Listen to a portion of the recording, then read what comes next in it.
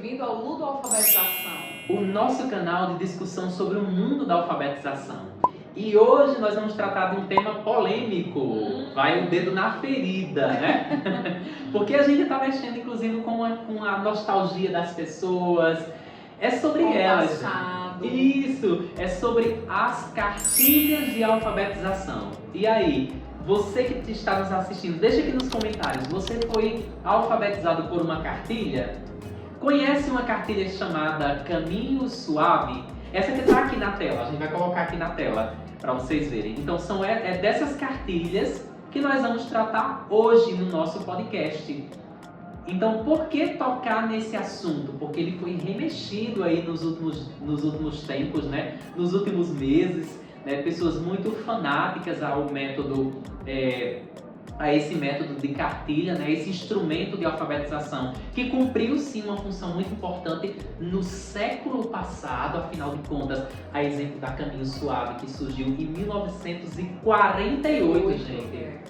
48. De lá para cá, os estudos linguísticos avançaram bastante, né, Ali? Isso, inclusive a produção de material didático, né? Avançou bastante. E aí nós deixamos uma aspa aqui. A BNCC traz como habilidade necessária para a alfabetização leitura, escuta, escrita, análise linguística, oralidade. Então, assim, são habilidades que compõem o leque de habilidades de alfabetização. Quando a gente traz aqui a cartilha, se a gente for imaginar quem foi alfabetizado por meio de cartilhas, lembra que o método que a maior parte das cartilhas seguia era o método sintético alfabético, que era aquela decodificação das letras do alfabeto. Perfeito. Alguns utilizando imagens, né, como o caso da Caminho Suave. Eu vou colocar aqui para mostrar essa sua fala. Veja só, essa imagem da página que trata da palavra vaca, do V. Olha só, inclusive esse método ficou até conhecido como método de alfabetização por imagem. Porque olha só, a barriga do bebê, estão vendo? Então a letra lembrava a construção imagética da coisa a qual representava. E isso é legal, porque fixa a imagem da letra, mas se nós formos analisar a complexidade de um processo de alfabetização que vai muito além da codificação e decodificação. Exatamente, a gente consegue compreender que um material como esse não dá conta de uma construção num processo de leitura e escrita. E aí, qual é o problema? As cartilhas eram usadas como referência nesse processo. Inclusive, a adesão foi tão grande à primeira cartilha de Branca de Alves Lima, né, que foi quem fez a Caminho Suave em 1948, pela experiência que ela teve, que ela desenvolveu lá num lugar em São Paulo, no estado de São Paulo, ganhou tantos adeptos que a cartilha passou a ser adotada pelo PNLD, que é o Programa Nacional do Livro Didático, gente. Só em 1996, um dia desses, né, foi que a cartilha saiu. Eu vou colocar aspas também, Aline, não saiu. Vocês vão entender já porque essas aspas não saiu. Foi que a cartilha saiu da alfabetização, né, como referência oficial, como instrumento. Entre 1950 e 1990, estima-se que 48 milhões de crianças foram alfabetizadas com essa cartilha. Aí vocês podem pensar, então deu certo, eu fui alfabetizado por essa cartilha, você foi alfabetizado por essa cartilha, qual é o problema da cartilha? Ei, o problema não está na cartilha, o problema a reflexão vê, a educação é uma instituição social, não é verdade? Concordam? Sim. Que instituição social é essa que não consegue acompanhar as transformações sociais?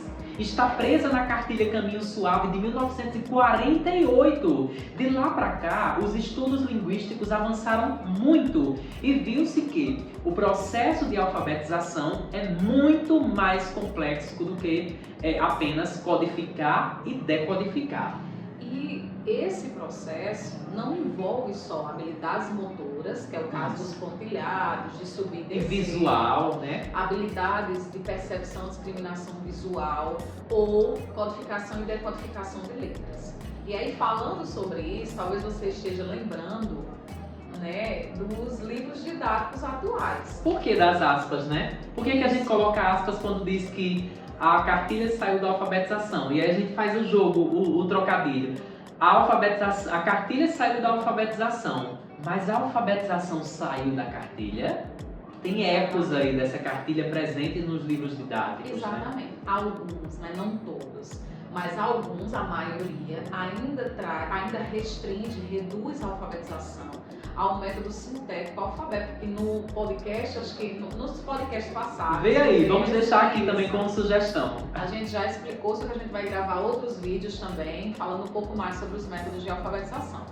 Mas se você pega um método sintético alfabético, que acaba centrando apenas nas letras do alfabeto, codificação e decodificação, você entende que essa criança que tem esse material como referência, porque não é errado fazer atividades de codificação e decodificação.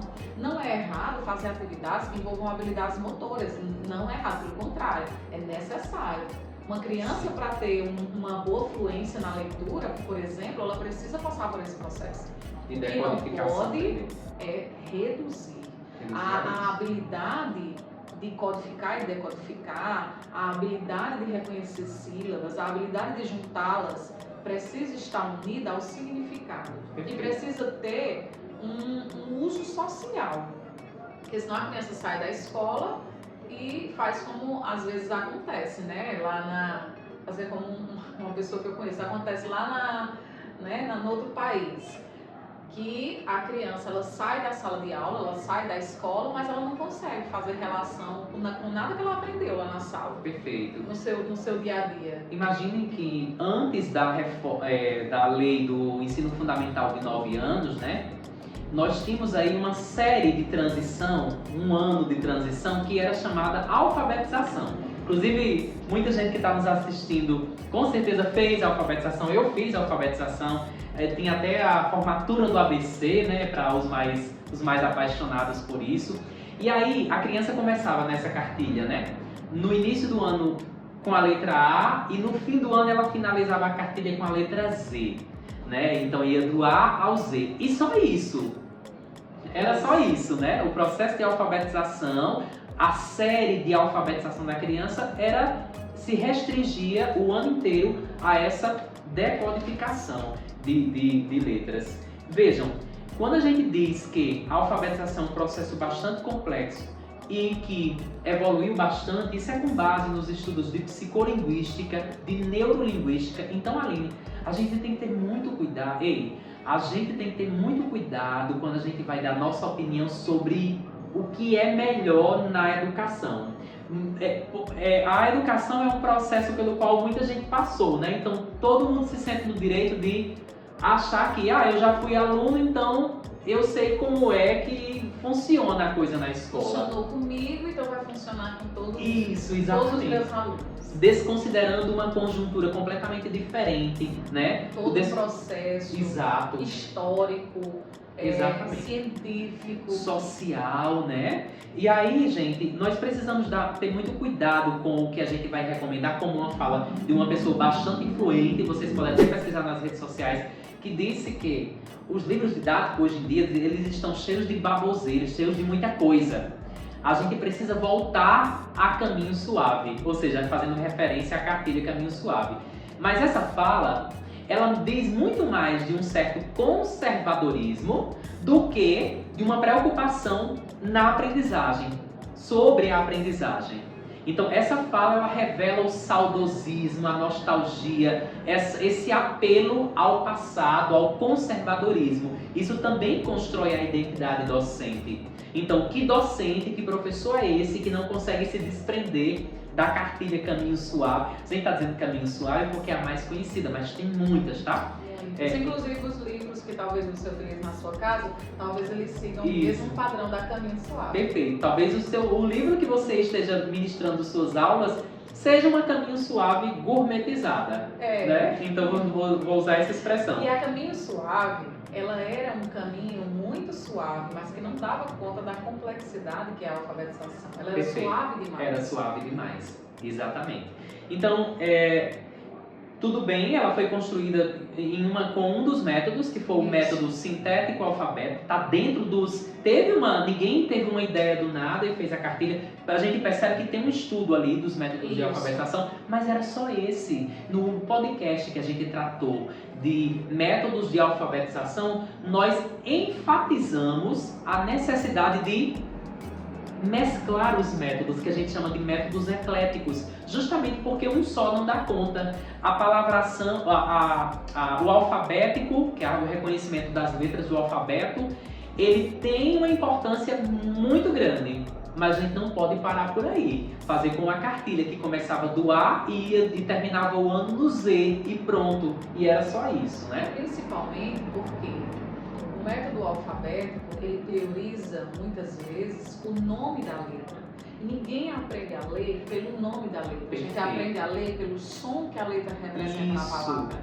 Inclusive, Hilário Rabelo, parafraseando Mortati, se o nome não foi esse, me perdoe, ele diz uma frase que eu até anotei aqui sobre as cartilhas, que eu achei assim fantástica. Ele diz, olha, como a arte da leitura é a análise da fala, levemos desde logo o aluno a conhecer os valores fônicos das letras, porque é com o valor que há de ler e não com o nome delas.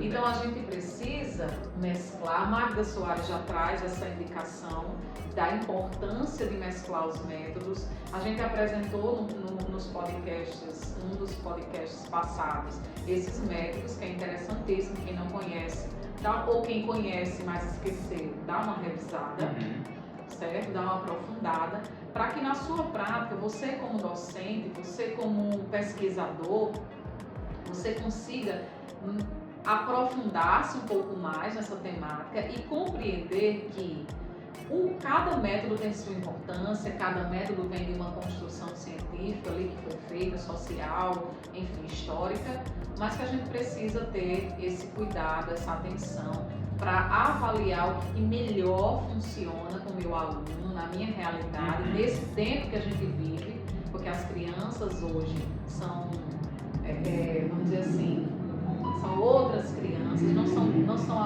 não têm a mesma mentalidade que nós vivemos, não vivem no mesmo tempo que nós vivemos, tem outras necessidades. Vivem num mundo multimodal, colorido, que se mexe, que fala, que toca, enfim. E aí a escola precisa acompanhar essas transformações.